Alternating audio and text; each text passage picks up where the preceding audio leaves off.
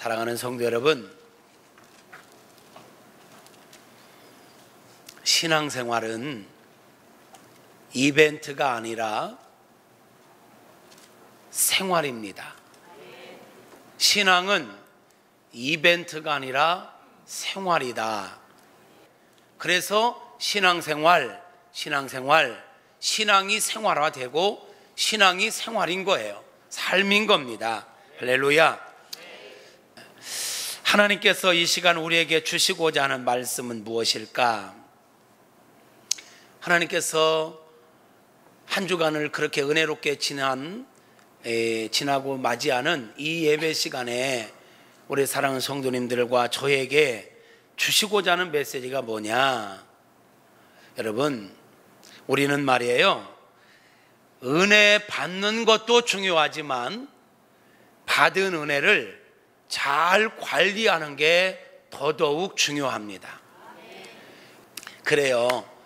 그런 마음을 주시는 거예요. 그래, 신앙은 이벤트가 아니다. 한 번 은혜 받았다고 해서, 한 번 성령 충만 받았다고 해서 지속되는 게 아니라 생활이 되어야 된다. 꾸준해야 된다. 그러지 않으면 이게 유지가 안 된다라는 거예요. 여러분, 마가복음 9장에 보면, 또 누가복음 9장에도 나오고 마태복음에도 나오는데, 예수님께서 베드로와 요한과 야고보를 데리고 높은 산에 올라가셨던 적이 있잖아요. 높은 산에 올라갔는데 이 은혜 성령 충만 받기 전에 제자들의 주특기는요, 예수님과 어디 가면 조는 게 주특기야. 조는 게. 이 친구들은 뭐 앉혀놓기만 하면 졸아. 지금 높은 산에 올라가서 지금 아주 특별한 이벤트를 우리 주님이 준비하셨는데, 거기 가서도 베드로와 요한과 야고보가 졸았어요. 졸다가 부뚝 깼는데, 아이고, 자기들이 보던 예수님 온데간데 없고 예수님이 변형되신 거야. 영체로 변화돼서 막 그 광채가 눈이 부실 정도로, 그가 입은 옷은 흰 옷이 막 얼마나 하얀지 정말 눈이 부실 정도의 모습으로 변화된 예수님을 보게 된 거예요. 그리고 율법의 대표자가 되는 모세, 그 선지자의 대표자가 되는 엘리야가 예수님과 거기 만나가지고 이야기 나누는 광경을 보게 된 거예요. 이 광경을 보면서 이 베드로와 요한과 야고보의 세 제자가 얼마나 그 광경이 막 황홀했던지 그 신비한 광경 앞에 취해가지고 할 말을 잃어버린 거예요. 그리고 정신 차리고 한다는 말이, 주님, 우리가 여기에 초막 셋을 짓겠습니다. 집 3개를 짓겠습니다. 이 말은 무슨 말이냐면, 너무 좋습니다. 이 분위기 좋아요. 이 분위기 좋아요. 여기 이대로 유지하면 좋겠습니다. 내가 주님을 위한 집, 모세를 위한 집, 엘리야를 위한 집을 지을 테니까 여기 이 분위기 유지하며 여기 삽시다, 이 말이에요. 그런데 웬걸요? 그런 이야기를 하고 났는데 예수님이 원래 상태로 돌아와 버렸어요. 모세와 엘리야는 어디 갔는지 없어져 버렸어요. 그리고 하늘에서 소리가 들리기를, 이는 내 사랑하는 아들이니 너희는 그의 말을 들으라. 이런 음성만 들리고는 원위치 돼버린 거예요. 베드로와 요한과 야고보는 그 신비한 경험을 잊을 수가 없어서, 놓치고 싶지 않아서 이 자리에 집을 짓겠다고, 이 분위기를 유지하겠다고 했지만, 주님은 아니, 신앙은 이벤트가 아니야. 신비감에 빠져 있어서 그것만 갖고 되는 건 아니야. 진짜 영성은 은혜 받은 그 자리에서 나타나는 게 아니라 그 은혜를 가지고 문제투성이인 삶의 현장으로 돌아가서 그 현장에서 받은 은혜를 살아내는 거야. 그게 진짜 영성이야. 이것을 알려주시는 거야. 예수님께서 다시 원래의 모습으로 돌아오시고는 제자들에게 됐다, 이제 가자 하고 하산을 합니다. 하산을 할 때 베드로와 요한과 야고보는 기대했겠지요. 이런 주님이라면 이런 분을 모시고 가면 세상은 바꿀 수 있겠구나, 로마를 정복할 수 있겠구나, 막 기대에 차가지고 내려와 봤습니다. 내려왔는데 웬걸 세상은 그대로입니다. 변하지 않은 모습 그대로. 내려오자마자 한 아버지가 예수님께 쫓아와서 예수님 선생님 내 아들 좀 살려주세요. 내 아들 좀 살려주세요. 무슨 일이냐고 묻자, 글쎄 내 아들이 어려서부터 귀신에 들렸습니다. 어려서부터 귀신이 이 아이를 점령해가지고 기회만 있으면 이 아이를 발작을 일으킵니다. 거품을 불게 하고 쓰러지게 하고 어떤 때는 물속에 들어가게 하고 불구덩이에 들어가서 막 자살하려고 막 이렇게 귀신이 이렇게 이 아이를 몰아갑니다. 내 아들 좀 살려달라고 예수님께 나왔는데 예수님 안 계셔서 예수님 제자들에게 부탁했지만 제자들은 내 아들을 고쳐주지 못했습니다. 할 수 있다면 내 아들 귀신 좀 쫓아내 주시옵소서. 이럴 때 예수님께서 할 수 있거든요. 무슨 말이냐, 믿는 자에게 능치 못할 일이 없느니라 하면서 귀신을 쫓아내 주셨습니다. 할렐루야. 그리고 집에 가 앉으셨는데 제자들이 와서 주님, 아까 왜 우리는 그 귀신을 못 쫓아냈지요? 그럴 때 예수는 두 가지를 말씀하십니다. 믿음이 작은 영고다. 믿음이 없기 때문에 귀신이 니들 말을 안 들은 거다. 귀신은요 귀신같이 압니다. 우리가 믿음이 있는지 없는지를. 여러분이 믿는 척 하는지 진짜 믿는지를 이거 진짜 알아요. 진짜 믿음을 가질 수 있기를 축복합니다. 두 번째, 귀신이 말을 안 들은 이유는 너희들이 기도가 적었기 때문이다. 나 보지 않았냐? 나는 새벽 미명에 깨어서 기도했고, 나는 하루 일과를 마치면 밤이 맞도록 기도했고, 나는 늘 기도의 삶을 살았지 않니? 기도로 인하여 내가 능력을 유지했다. 그 내 말 한마디면 귀신 들을 때 벌벌 떤다.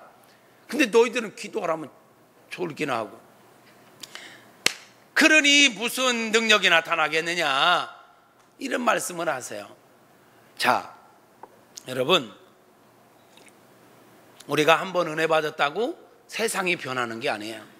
은혜 받았다고 상황과 내 환경이 변하는 게 아니에요. 아니, 변할 수도 있지요. 그러나 다 변화되는 건 아닙니다. 다만 은혜 받고 나면 내 시각이 변합니다. 내 태도가 변합니다. 은혜 받으신 분들 경험하셨잖아요. 은혜 받고 나면 세상이 다르게 보이죠. 환경은 변하지 않았는데 은혜 받았을 때 내 생각이 변하고 내 태도가 변하니까 세상이 다 아름다워. 근데 삶의 현장은 그대로 있거든요. 지금 황홀한 경험을 하고 내려왔는데 세상은 마귀가 역사하고 아이 속에 들어가서 막 자살하게 만들고 뒤집어지게 만들고 거품 물게 만들고, 이게 문제 초성인 현실의 모습 그대로인 것입니다. 그뿐입니까? 이 예수님께서 제자들에게 너희들이 믿음이 없기 때문이야, 기도하지 않았기 때문이야 말씀을 하신 이후에 예수님께서 제자들이 이런 말씀을 하세요. 얘들아, 내가 이제 곧 사람들에게 넘겨지고 십자가에 죽게 될 거야. 내가 죽는다고 해서 너무 슬퍼하지 마라. 난 3일 만에 다시 부활할 거거든 하면서 당신이 죽게 될 것이고 부활하게 될 것을 제자들에게 심각하게 말씀을 하셔요. 근데 제자들은 이런 이야기를 못 알아듣는 거예요. 뭔 얘기야? 뭔 얘기야?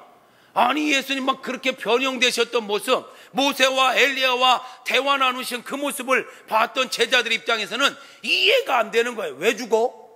죽은 사람이 또 살아난다는 건 뭔 말이야? 이해를 못 하는 거예요. 그러니까 묻지도 않아. 그럼 모르면 이해가 안 되면 물어봐야 되잖아요. 묻지도 않아. 이해가 안 됐는데도 다 이해한 것처럼 눈만 꼬먹거리고 있는 지금 우리의 모습처럼 말이야. 응? 그런데 그런 영적인 얘기를 이해하지 못할 뿐만 아니라 가만히 보니까 아까 길에서 막 제자들끼리 막 투닥거리는 거예요. 논쟁을 하는 거예요. 그러니 예수님 물어요. 야, 아까 너희들 왜 그렇게 큰 소리를 내면서 그 뭔 얘기를 그렇게 했냐? 그랬더니 제자들이 하는 얘기가 뭐냐면, 네, 주님의 나라에 임할 때, 그러니까 예수님 막 그 변형되신 모습을 보면서 주님께서 이 나라를 회복시킬 구원자로 보는 거예요. 영적 구원자가 아니라 정치적인 구원자로. 주님의 나라가 임할 때 우리 중에 누가 큰 자이겠느냐, 우리 중에 누가 우의정, 누가 좌의정이 되겠느냐, 이것 가지고 서로가 다퉜다는 거예요.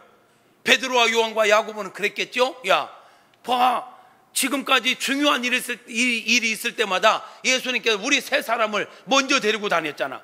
그러니까 당연히 우리가 수석이지, 다른 나머지 9명이세 뭔 소리야 하면서 막 싸웠다는 얘기지요. 그러니까 황홀한 은혜를 경험하고 신비한 경험을 했어도 이들 안에 권력욕, 명예욕, 막 이런 것이 아직도 변화되지 못한 자기들의 모습이 있었다라는 거예요. 여러분, 우리가 말이에요, 한 번 은혜 받았다고 되는 게 아니라니까요. 현장은 변화되지 않은 현장 그대로 있을 수 있고요, 그보다 더 문제, 한 번 은혜는 받았지만 우리가 한 번 은혜 받았다고 해서 갑자기 우리가 개과천선하는 게 아니에요. 한 번 은혜 받았다고 해서 죄성을 완전히 끊어내버리고, 한 번 은혜 받았다고 해가지고 갑자기 우리가 예수님처럼 변화될 수도 있지만 그게 쉽지가 않단 말이에요. 제자들의 모습 봐요. 그 신비한 체험을 했지만 내려와 보니까 귀신이 역사하는 현장 그대로 있고, 그런 은혜를 경험했지만 우리 중에 누가 큰 자냐, 명예욕에, 그 욕심에 사로잡혀 있는 추한 제자들의 모습을 보는 거예요. 그뿐입니까?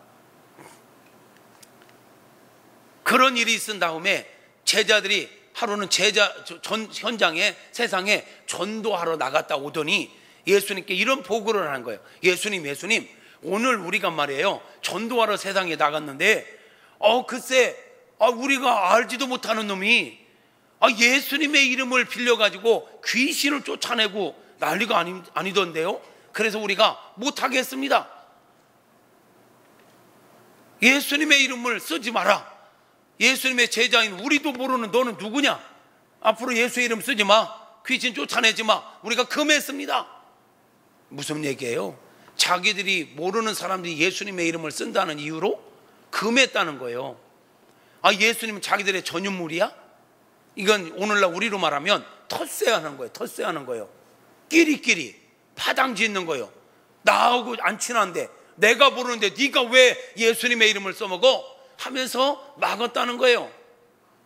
이렇게 신비한 경험을 했지만 변화되지 않은 이런 모습들, 텃세하는 모습들, 끼리끼리 파당 짓는 모습들이 이 제자들 안에 있는 거예요. 그러니까 예수님께 뭐라 하십니까? 그러지 마라.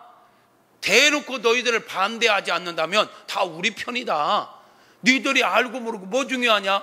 내 이름으로 귀신을 쫓아내고 사람들을 자유케 한다면 그건 내가 할 일이고 내가 원복적인데 기뻐해야 될 일이지, 네 마음에 안 든다고, 네가 모른다고 그걸 막어? 그건 아니지. 예수님께 이렇게 말씀하셔요. 더 놀라운 일이 있네요. 며칠 지난 후에 예수님께서 이제 당신이 십자가에 못 박혀 돌아가실 때가 다 된 것을 아시고 제자들에게 예루살렘에 올라가자, 예루살렘에 올라가야 되는데 우리 가는 길은 말이야, 유대인들이 가지 않는 사마리아를 통해서 갈 거야. 너희들 가서 미리 좀 답사 좀 해라. 아마 그렇게 심부름을 시켰던 것 같아요. 제자들이 예수님에 앞서서 사마리아 성에 들어갔네요. 사마리아 성에 가서 우리 예수님께서 며칠 후에 여기를 지나가실 겁니다.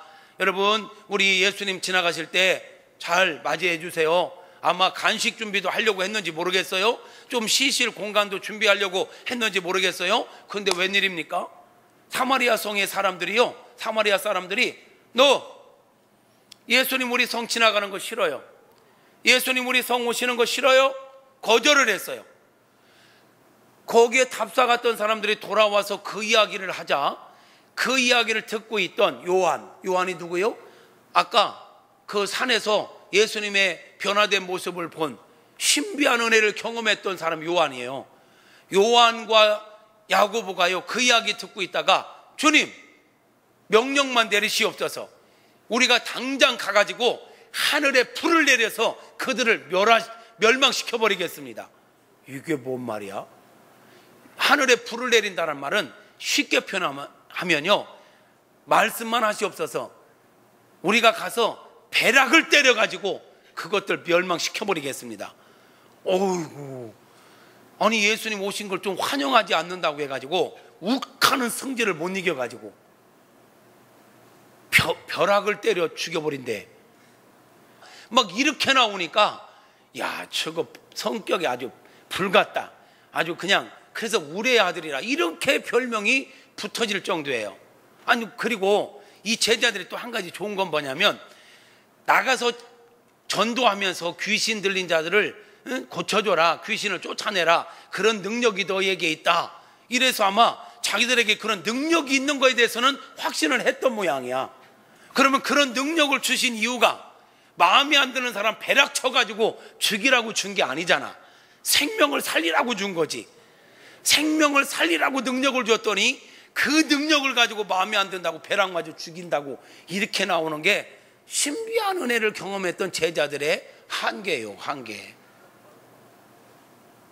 여러분, 이게 사람이에요. 어쩌면 이게 오늘 우리의 현 주소인지도 모르겠습니다.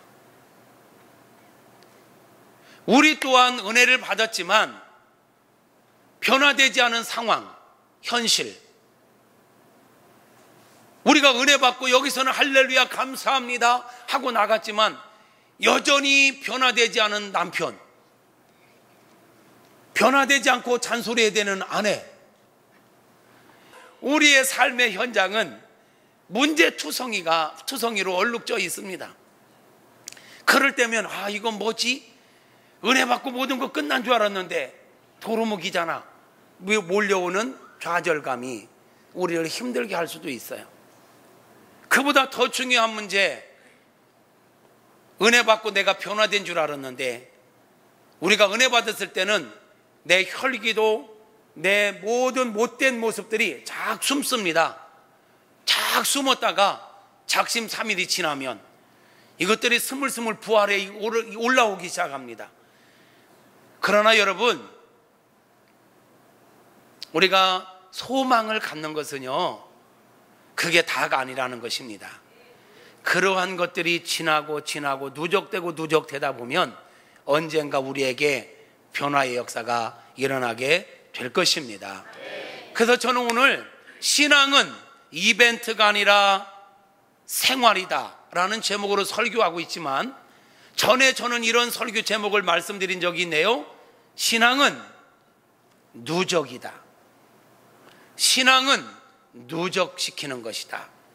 한 방의 은혜로 완벽하게 세상을 바꿀 수는 없지만, 한 번 받은 은혜로 내가 예수님처럼 완벽하게 변화될 수는 없지만, 생활 속에서 한 번 은혜 받고 한 번 또 은혜 받고 또 은혜 받고 넘어지지만 또 일어나서 또 은혜 받고, 이게 누적되다 보면 어느 순간 우리가 주님을 닮아 있을 것입니다.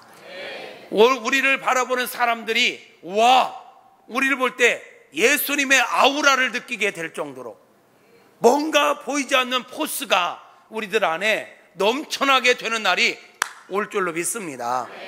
아까 우레의 자식이라고 했던 그 사도 요한, 그 요한이 그렇게 예수님을 인격적으로 깊이 만나기 전에는 자기 혈기를 다스리지 못해서 자기들을 거절한다는 이유로 불을 내려가지고 번개로 벼락을 맞게 하겠다고 이렇게 막 방방 뛰던 그가 누적시켰어요.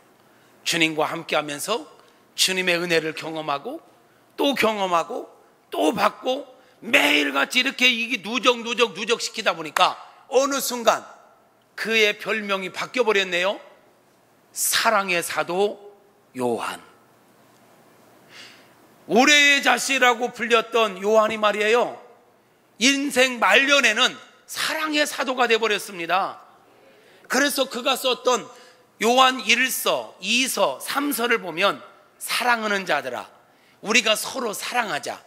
사랑은 하나님께 속한 것이니 사랑하는 자마다 하나님께 속한 것이요, 사랑하지 아니하는 자들 안에는 하나님의 사랑이 없느니라 말할 정도로 사랑의 전론자가 되었고 사랑의 사람이 되었습니다.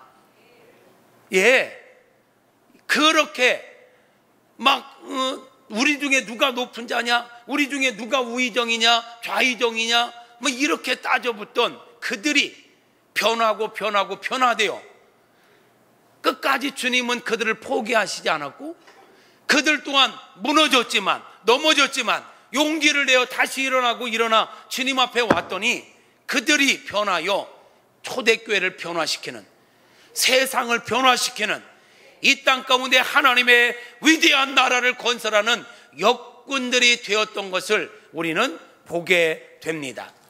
오늘 우리 성가대에서 우리 하나님 우리를 부르실 때 내가 연약한 거, 내가 부족한 거 아셨지만 우리를 믿어주시고 기다려주시고 오늘도 기다려주시고 그 은혜로 우리가 지금 존재하고 있는 것입니다. 그래서 나의 나된 것이 주님의 은혜라고 찬양했는데, 그렇습니다. 오늘 저와 여러분이 이만큼이라도 살 수 있는 건 주님의 은혜입니다. 그렇습니다. 한 번의 은혜로 완벽하게 변화되는 건 아니어도 시간이 답입니다. 시간이 우리를 변화시킬 것이고 우리의 상황을 변화시킬 것이고 우리를 천국으로 인도하실 줄로 믿습니다. 그러므로 이 시간도 은혜 받았다고 방심하지 말고 계속해서 깨어 있을 수 있기를 축복합니다. 제자들이 한 번 신비하고 황홀한 경험을 했다고 다 된 것이 아니었습니다. 문제 많은 세상에서 다듬어지지 않은 자기들의 모습들로 정말 힘들어했습니다. 그러나 그걸로 끝나지 않고 끊임없이 주님 안에 거하면서 주님의 은혜를 공급받고 누적시키다 보니까 세계를 변화시키는 위대한 하나님의 용사들이 되었던 것입니다.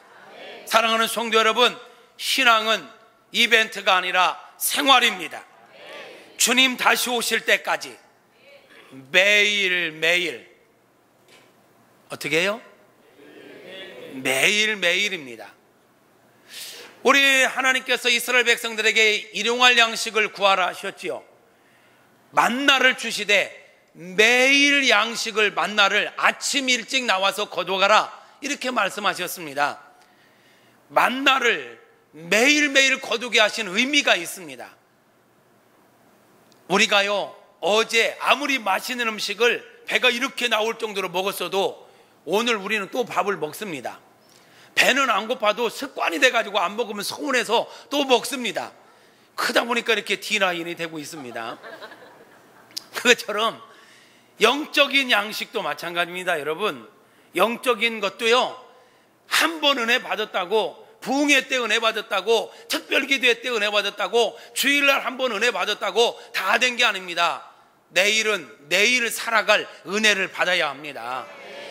영적인 일용할 양식을 날마다 구하면서 매일매일 예수 안에 거하면서 예수님의 음성을 들으시고 그 음성에 순종하시고, 순종을 방해하는 것들은 가지치기를 과감하게 하시고, 내 생각, 내 경험, 내 방법 내려놓고 하나님만을 의지하며 주님을 따라가는 저와 여러분 되어지기를 주님의 이름으로 축복합니다. 지금도 악한 원수 마귀는 어떻게 하든지 우리로 하여금 죄에 빠지게 하고 옛 습관을 따라 살도록 역사하겠지만, 분별하시고 그 모든 것들을 거절하시고 타협하지 말고 가지치기 해버리고 믿음으로 한 발자국 주님을 더 닮아가는 저와 여러분 모두가 되어지기를 주님의 이름으로 축복합니다.